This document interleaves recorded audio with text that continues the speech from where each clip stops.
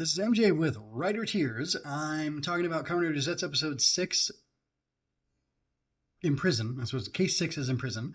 It's written by Yu Takahashi, the main writer for the show, and the director is Kyohei Yamaguchi, who I will come back to later because I like what I saw. Overall, I'm just going to let you know, if you came from my short, you'll know this. I don't really know what happened in this episode. I don't know what is going on. I feel like an idiot saying that because this is like a kid show for is it preschoolers? Is that what the official word is from some Japanese fans who are talking to us on Twitter? I don't know. Maybe. Whatever. But yeah, I mean, I liked the episode overall. I'm going to go ahead and tell you I'm confused about something, which is that for Machine, which is a blue suit, he has the sub-suit of Stream, which has the 3 blue slashes on it, wavy across his chest, and the belt is blue. I don't quite know why. I don't quite understand or know why the subsuit is changing. It kind of confuses me. I don't know if it's just for color consistency and for it to look good. If they wanted to do that, they could have saved the time and energy developing these different subsuit designs, which from my perspective as a writer and somebody who designs stuff in such a way that I try to make it make sense in world and out of world, from a metatextual standpoint, as well as textual standpoint. I don't know why you would waste the time and energy on that. Let's see, there's probably going to be 4 basic forms, and then each of those will have a couple accessory type things that go with it. So Impact uses Transform, and Impact uses Wing for sure. Impact is the red suit with the green muscles on it. It's the classic rider look. And when he uses Wing and when he uses Transform, Wing lets him fly, of course. Transform lets him change parts of his body. He gets the sleeker suit with the flat chest and abs on it, but it's still the green color. So the green and the red, do they clash? Do they not? I don't know. If you go by classic Kamen Rider, what he looked like, they don't clash at all. But if you go by modern standards, in color theory, they're complementary colors. So that's kind of funny. But if you just kept that base suit with the grayed out lines, like the charcoal lines on it, and the I can't see some of the other details on it. I'm trying to look at a picture from the show, and it's not clear enough to me. There's not enough detail. Anyway, if you had the gray lines and you had the flat green and you had blue with it, would it clash too much? No, I don't think so. If you had purple with it, would it clash too much? I don't think so. Wing is supposed to be pink, but it's red with pink. The red doesn't clash. I don't know what the 4th color is. I guess it'd be purple, green. Oh, it's purple. Purple. Does purple clash too much with the green? I don't really think so. So you could just keep the same base suit that has the chest and abs on it, and then and the muted gray, and then you could change the belt color to blue, and then have him have the blue or the red, whatever. You could change those things, and I don't think it would clash too much. So I don't understand why they have these different subsuits. Except I guess the color does flow a little bit better. His eye color changes. His eye color and his belt color changes. So for Impact, it's red. For Stream, it's blue. But he didn't use Stream. He used Machine instead. And Machine has it's obviously kit bashed from the Stream suit. So I'm a little confused about what's going on with that. And I know that's not talking about the episode, but it is talking about the show overall. And it's important to understand that for me anyway. I don't know if you care about this kind of detail and like geeking out on the details of the suit. Or the costume design, but like I said, it's important to me. And also, his helmet has that black haze around the mouth, like where the crusher would be, and even around his eyes. And his antennae go from red, I think, in the base form to black. But he keeps the green, which is like a very classic Rider shade of green from the original. Probably more from like Ichimonji's first suit than from Hongo's first suit, because Hongo's is like dark green and black, which looks way cooler. Anyway, but I understand Ichimonji's suit, the second suit, has more pop to it, and I guess you could say with the 2 stripes on it too, or whatever. If you're a longtime Kamen Rider fan like me, and you know Ichigo and Hongo, or sorry, Ichigo and Nigo as they call them, I refuse to call them that.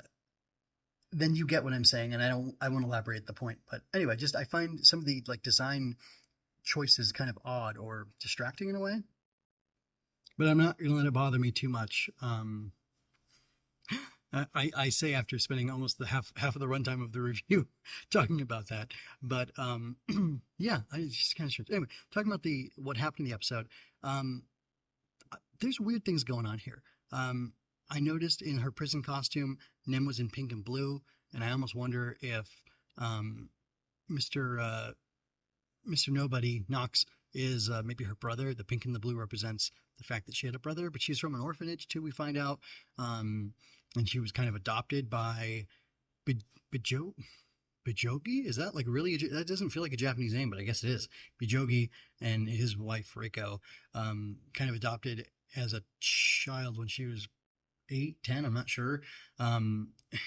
It was weird. He saw her and was stricken by her beauty. I think about this with like child actors, like Marsha Brady. This is from a long time ago. You know, she's supposed to be the beautiful one, and even from when they were kids, she was supposed to be more beautiful than Jan, and Jan's supposed to be like plain and whatever, and she's jealous of her because of that. But like some adult had to look at that little girl and say, "Ooh, she's beautiful, or she's going to be a beautiful woman. Like, let's pick her and put her in the show and have this beauty aspect be like played up." And that just seems weird. So it also seems weird that you have this guy from a talent agency see this orphan. He's like, "Oh, she's beautiful. I need to get her for my company." Very strange. I don't really understand idol culture, and the whole childhood actor thing is kind of weird too, but we won't talk about that. Anyway, going back to the story, this guy and his wife are in a prison, and Nem's their daughter in the dream. That's the role she's playing. But in real life, he is like her father because he did adopt her and take her in, and that really is his wife. And there's a lot of weird convergence and confluence of things going on here. And it's partly because Nem doesn't want to talk about it because she knows what's going on and she's hiding something, and maybe he's hiding something too. This guy and his wife are getting divorced for some reason, which we'll find out more about in the next episode, I'm sure. And we don't know why that's going on. And like at the very end, he hears that he can live forever in this prison, and he grabs Nem, pushes his wife out of the way, and runs inside the prison to stay in there because the prison is actually the body of a nightmare, which is a prison nightmare, I guess. Even though we saw Chainsaw Man Nightmare, which that guy looked really cool. Chainsaw Nightmare, which I think he's a nightmare, but officially he's not. It's actually this bigger prison one. Anyway, which is like a weird choice to me to make, but whatever, because then now there's technically 2 nightmares in this episode. And yeah, again, I just find it strange. But yeah, he runs in there and he wants to live forever. And then it looks at the end like maybe she's dead. It looks like Nem might be dead or near death or something.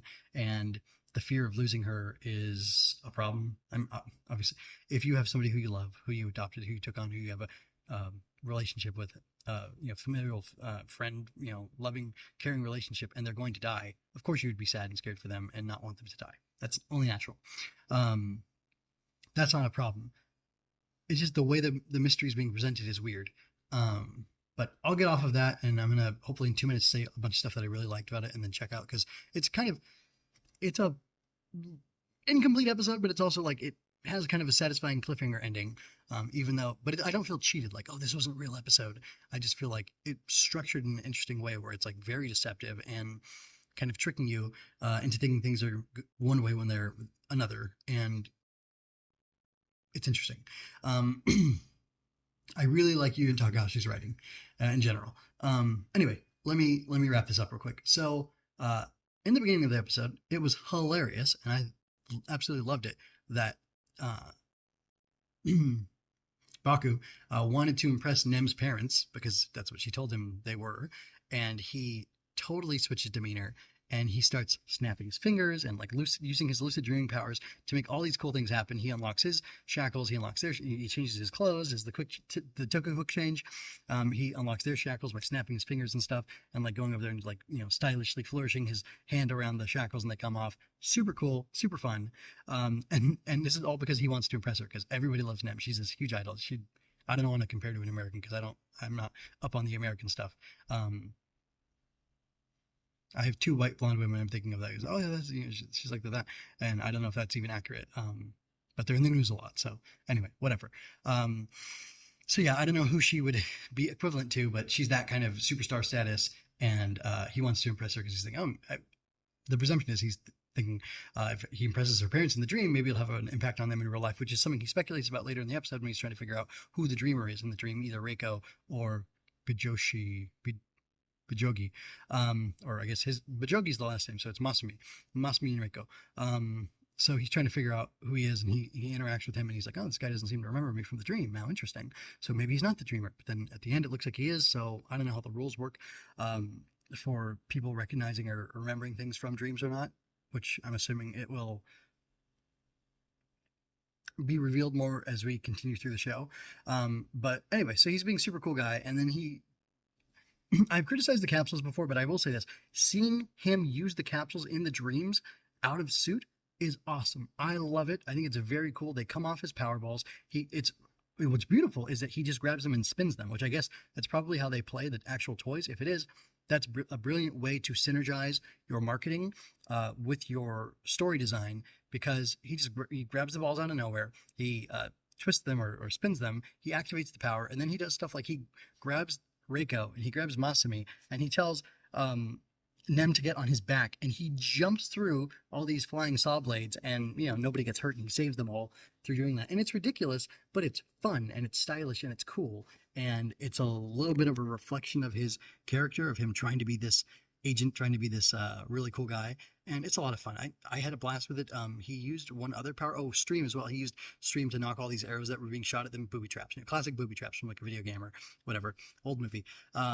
And it's a lot of fun. It was a blast. I liked his machine form with his machine arm, and like kind of like the it's a very Mega Man type design that they're using with this big round ball capsule thing at the end that has a machine claw on it, but then it has like a harpoon, and he can retract it, and his hand comes out of it, and you can use that for a sword. Very cool stuff, very cool visuals, very fun, and I really enjoyed it. But I'm pretty much out of time, so I gotta go. Just want to say I liked the episode. Check out the blog at mjwinners.com for the blog version of this. You can also see the show notes. You can get the audio only version of it if you want it like that instead, so you don't have to worry about YouTube stuff, or you can just watch it on YouTube. I have a whole playlist going. I have a whole like playlist podcast type thing going on YouTube, so you can check that out. And I don't know if you subscribe to those or what on YouTube or what. I don't, all my podcasts are audio podcasts, so I don't know how they work as a YouTube thing, but anyway, it's there. You can subscribe to the channel. You can get linked to those, and it'll all lead you back to my site. And that's it for now. Tell me what you thought about the episode. Were you disappointed in how it was like not a full episode? It didn't have a real full ending, or are you intrigued enough by what's going on with Nox? It's not Persona 3. Are you intrigued enough by what's going on with Nox and Nem? And yeah, tell me your full thoughts. I'd love to have a conversation about this. You can leave a comment here on the blog, anywhere where you're finding this. Till next time, folks, take care, be well. Check out my trailer for my book here, and yeah, I'll see you in the next one, or you'll see me in the next one, more accurately. This is MJ with Rider Tears and Henshin Inspection, signing out. Magical bugs battle monsters in this exciting fantasy adventure. Gremlings prey upon children. Growbugs protect them. When a gremlin finds a hidden growbug fort, the whole flock makes a surprise attack. How will the growbugs survive? Find out in Mockwing Mayhem. Learn more at growbugs.com, where you can find out more about our mailing list, receive behind-the-scenes information, and get all the latest news on the growbugs.